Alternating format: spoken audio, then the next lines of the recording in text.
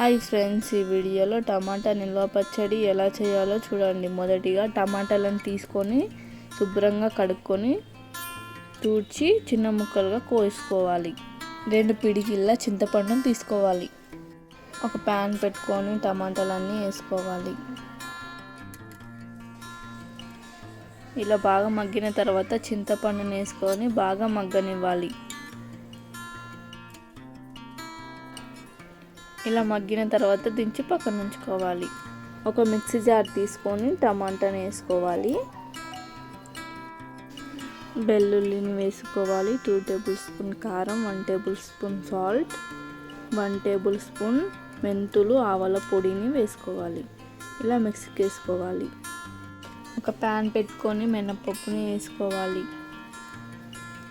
ఆవాలు, జీలకర్ర, ఎండుమిర్చిని, వెల్లుల్లిని వేసుకోవాలి. కలమాకు, ఇంగువని వేసుకోవాలి.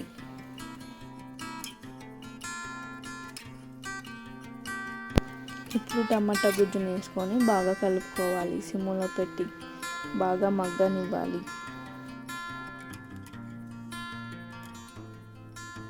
ఎంతో హెమ్మీగా టమాటా నిల్వ పచ్చడి రెడీ. ఎలా ఉందో చూసి లైక్, షేర్ అండ్ సబ్స్క్రైబ్ చేసుకోండి. ఇంకొక రెసిపీతో మళ్ళీ కలుద్దాం.